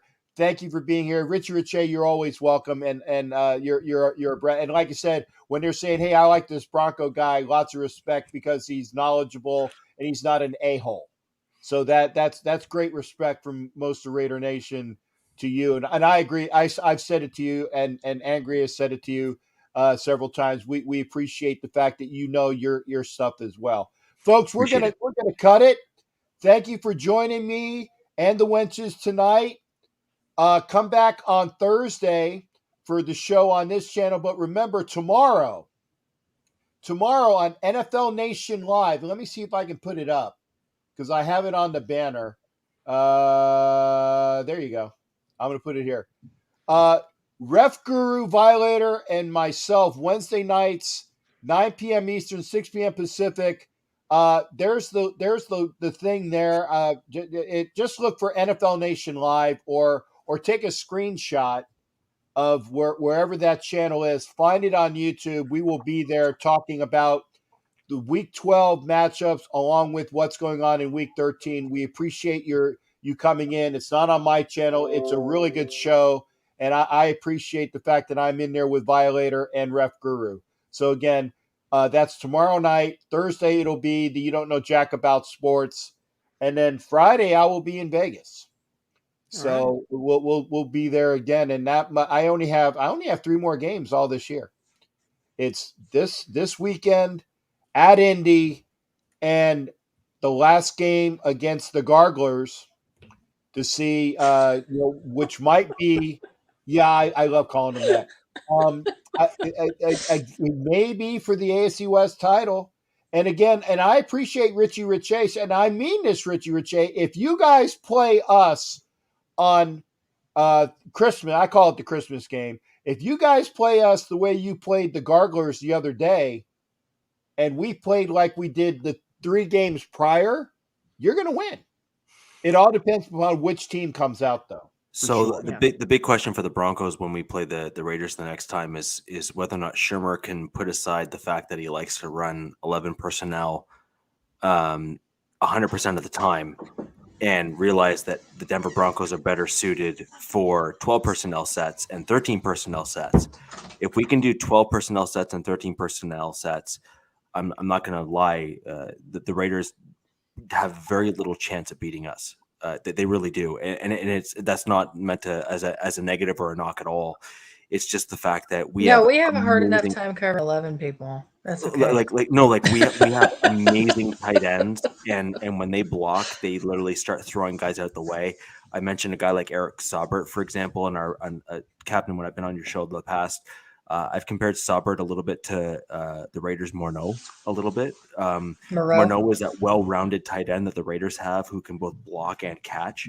Saubert is very much like that, and so is Albert O. And we have two tight ends on our team that are like that, whereas the Raiders have one. You have another guy on your team who's okay, but not great, but he's not nearly at the level of what our guys are. So I really think you guys are going to have a real challenging time if we actually get out of our own way and run.